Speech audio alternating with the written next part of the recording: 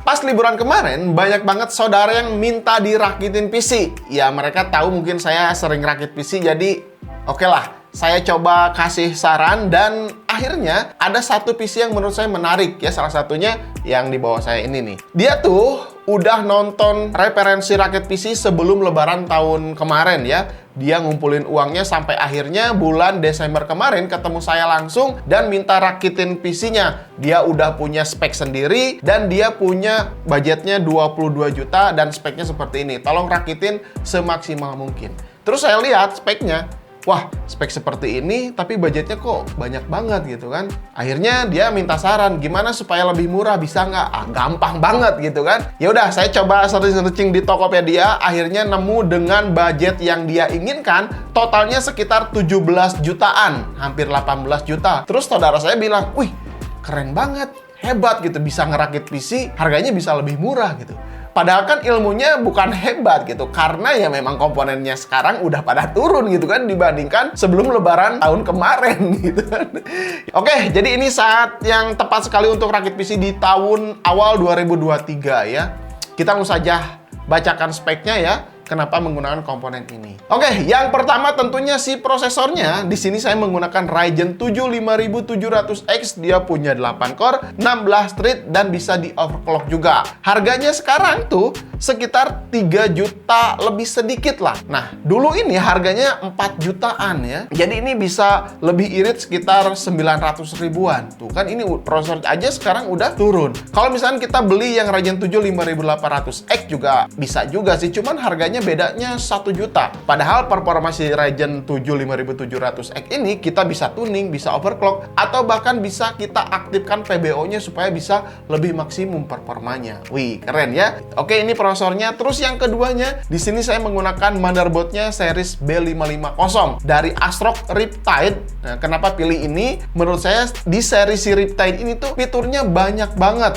Apalagi tentunya bisa overclock prosesor dan overclock si memori RAM. Terus ini udah support juga PCIe Gen 4x4 dan harganya ini lebih terjangkau dibandingkan brand-brand lain. Jadi ya udah deh, saya putuskan beli si ASRock B550 Riptide ini. Terus untuk memori RAM-nya, nah ini untuk memori RAM-nya tuh sekarang harganya udah pada murah-murah banget. Saya coba cari di e-commerce ya, beli yang harganya terjangkau tapi tetap bisa di overclock untuk maksimalkan nanti performa si prosesornya gitu ya. Nah, di sini saya dapat harganya sekitar 800 ribuan, udah dapat 2 kali 8 GB, jadi totalnya 16 GB 3200 MHz, dan ini tuh bisa di overclock sampai 4000 MHz. Wih, keren banget ya, harganya murah tapi tetap bisa di overclock lebih kenceng. Ini saya dapat dari Silicon Power ya, si Z Power Zenith. Terus saya searching, oh ternyata si produk-produk dari Silicon Power ini tuh memang udah resmi, udah didistribusikan oleh PT Omega. Nah, terus ketika saya cek lagi, dia tuh menggunakan manufaktur dari Samsung, si RAM-nya ini. Wih, keren banget ya. Biasanya, memori RAM yang menggunakan manufaktur dari Samsung ini ada di kelas mid to high ya, harganya juga agak mahal sedikit. Wah, ini menarik juga menurut saya. Ya udah, saya beli aja si Silicon Power ini ya, yang Z Power Zenith 2 kali 8 GB 3200 MHz, dan ini tuh bisa di overclock. Saya cobain aja nih ya. Di sini saya tes aja menggunakan memori benchmark AIDA 64. Pertama dari default. Nah, ini speednya tuh read-nya mendapatkan 38 ribuan. Terus ketika saya overclock ke 3600, read-nya ini menambah semakin besar ya, mencapai 50 ribuan. Wih, keren banget ya, dengan latensi lebih minim. Wah, kalau misalkan speed read-nya udah kenceng dengan latensi yang seminim mungkin, menurut saya memori RAM-nya cukup bagus juga ya. Nanti kita akan coba deh ya, apakah memori RAM seperti ini bisa berpengaruh terhadap game, apakah bisa meningkatkan FPS atau tidak. Nanti kita akan coba juga ya di pengujian gaming ya. Sekarang kita lanjut ke storage-nya. Nah, di sini sekalian aja saya belanja di e-commerce dari Silicon Power juga. Saya pengen memaksimalkan si slot motherboard B550 ini ya, karena si Ryzen 5700-nya udah support PCIe Gen 4 dan Mobo-nya juga udah support M.2 Gen 4 juga. Jadi saya beli aja nih di sini X-Power XS70, ini 1 TB ya. Ini udah punya teknologi yang baru, NVMe Gen 4. Jadi speednya ini pastinya di atas 7000. Nah, klaim dari si Silicon Power X Power XS70 ini, speednya tuh 7.300 megabit per second. Terus saya penasaran juga ya, saya tes di Crystal Disma, ternyata speed rate-nya ini melebihi klaim dari si Silicon Power gitu kan. Wah, nyampe 7.423 megabit per second. Wih, keren banget. Ini kenceng banget gitu kan. Terus melihat suhunya ketika dites tadi hanya di 56 derajat Celcius saja. Wih, keren banget ya. Udah mah kenceng banget. Suhunya dingin pisan gitu kan. Wah, jadi saya juga penasaran dengan produk-produk si Silicon Power ini ya, ternyata bagus-bagus juga ya.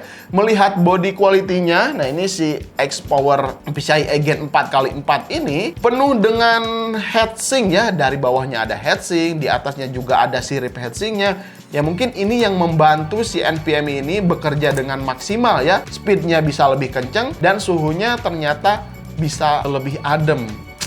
Saya juga di luar ekspektasi ya, saya lagi searching di e-commerce, ternyata dapat memori RAM dan NVMe yang harganya cukup terjangkau dibandingkan brand-brand lain, tapi performanya mantap pisan gitu ya. Terus di sini untuk casingnya, nah ini casingnya menarik banget ya, kalian udah lihat dari tadi, ini juga bisa diganti-ganti depannya. Tuh. Wah, ini kalau kalian lihat langsung pasti auto beli gitu kan. Ini dari FSP, ini FSP CMT212, ini produk terbaru dari FSP ya. Harganya mulai dari 400 sampai 600 sampai 700 ribuan tergantung include dengan fan atau tidak. Karena saya beli yang include dengan fan ada 4, jadi harganya 680 ribuan ya ketika di e-commerce tuh. Woi, keren banget ya. Dan terakhir, bukan terakhir, ini masih ada 2 komponen lagi. Power supply-nya di sini saya menggunakan FSP aja, jadi sekalian belinya di e-commerce gitu kan, biar irit ongkir. Menggunakan FSP Hydro M Pro. Ya, FSP ini udah saya andalkan di beberapa rakitan PC terakhir ya. Seri yang Hydro M atau yang Hydro G. Ini bener-bener bagus lah, fitur-fiturnya bisa diandalkan ya. Yang 700 watt, karena di sini saya menggunakan PGA card yang lumayan kenceng juga. RX 6750 XT. Dulu ini harganya 10 jutaan ya, beberapa bulan yang lalu, sekarang cuman 7 jutaan aja. Ini udah dual fan, terus performanya ya, kalian bisa lihat lah nanti di pengujian gaming ya, gimana perpaduan antara Ryzen 7 5700X ditambah PGA RX 6750 XT ini. Terus terakhir apa lagi ya? Oh, cooling ya. Ini coolingnya saya kasih yang murah meriah aja, tapi performanya keren ya. Nih, ini 200 ribuan tapi bisa menghandle Ryzen 7 5700X. Oke, sekarang udah ya semuanya. Kalian bisa lihat di layar. Ini saat saya beli di e-commerce. Totalnya tuh 21 juta, tapi ada potongan harga sekitar 4 jutaan. Jadi total yang dibayarkan sekitar 17 juta gede ya. Nah, gitu kan. Oke, semuanya udah. Kita akan lakukan pengujian benchmark ya. Aktifkan PBO-nya. Kita overclock memori RAM default ke memori RAM overclock. Apakah bisa meningkatkan FPS game atau tidak? Kita akan coba di sini, oke? Sekarang kita langsung saja gas. Let's go. Tapi sebelum itu, kita jawab dulu pertanyaan di awal tadi. Apakah speed memory RAM bisa meningkatkan FPS pada game? Oke, sebelah kiri ini default 2666 MHz dan sebelah kanan ini diocek RAM-nya ke 3600 MHz ya. Pertama, game CSGO dengan memori RAM default mendapatkan FPS rata-rata 321 FPS. Sedangkan ketika RAM di-OC ke 3600 MHz, FPS sedikit meningkat ya menjadi 344 FPS. Terus game kedua ada God of War. Kalau di game ini sih hampir sama ya, bedanya 1, 2, 3 FPS aja. Hampir nggak berasa ya. Karena game ini tuh memang butuh kinerja besar dari PGA card. Jadi jawabannya, speed memory ini bisa meningkatkan FPS pada game? Jawabannya iya dan tidak. Tergantung gamenya ya.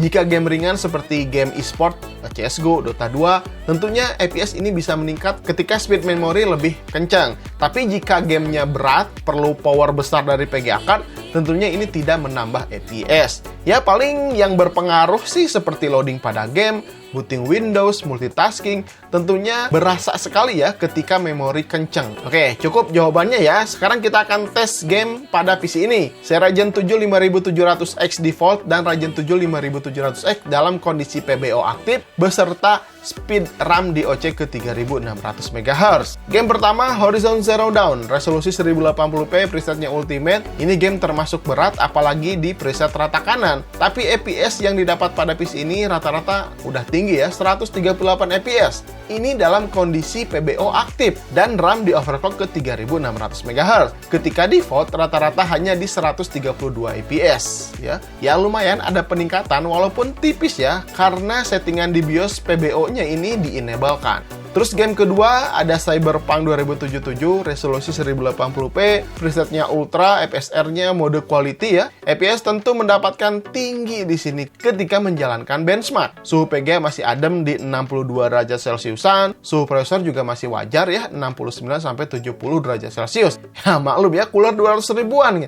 tapi masih bisa menghandle prosesor ini walaupun watt CPU di atas 110 watt. Game ketiga ada Apex Legends ya, game FPS ini termasuk jajaran berat juga ya kalau di settingnya 1080p preset very high. Tapi dengan PC ini masih tinggi, FPS-nya di atas 200 FPS. Jadi kalau pakai monitor 144 Hz udah sedap banget gitu main game ini, smooth gitu ya.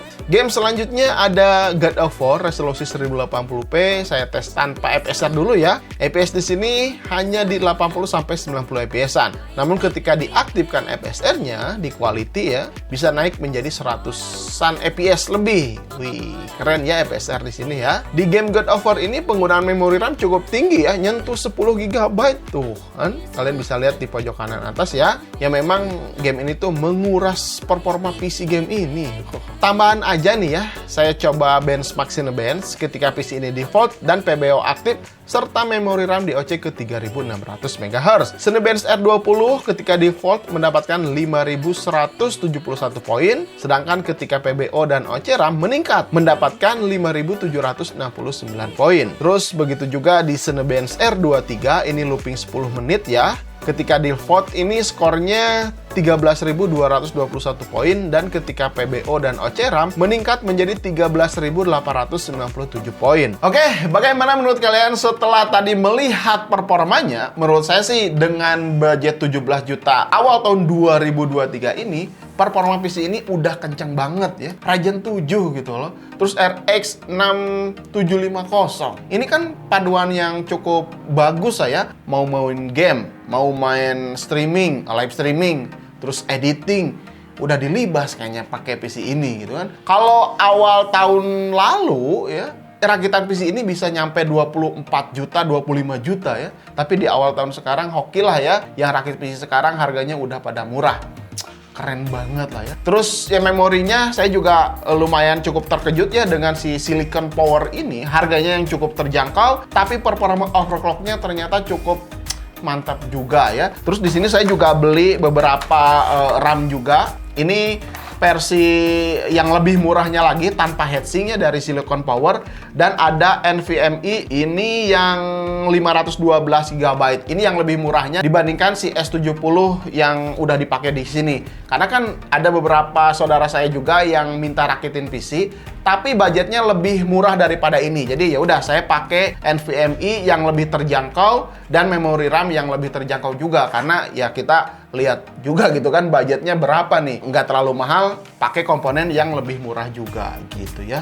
Oke, ternyata Silicon Power banyak banget referensi komponennya ya. Saya juga baru pertama kali coba di sini, beli di sini, dan ternyata cukup puas lah ya dengan harga yang ditawarkan. Sebetulnya kalau kalian punya uang lebih banyak lagi, ada yang baru sekarang ya, memori menggunakan DDR5 terus Ryzen 7000 series juga. Tapi budgetnya pastinya lebih tinggi lagi dibandingkan PC yang 17 jutaan ini. Tapi menurut saya dengan PC spek seperti ini, 5 tahun ke depan kalian nggak usah upgrade apa-apa. Pakai aja sampai bosen, speknya nggak akan ketinggalan. Dijamin lah ya dengan spek rincian seperti ini gitu kan. Bahkan 7 tahun ke depan juga nggak usah ganti, nggak apa-apa. Oke, mungkin gitu aja teman-teman. Kalau misalnya kalian punya saran dan kritik, silahkan tinggalkan saja di kolom komentar. Nanti saya juga akan simpen link pembeliannya di deskripsi. Sampai ketemu di video berikutnya. Saya Randy Adhas, Kilas IT. Assalamualaikum warahmatullahi wabarakatuh. Salam teknologi.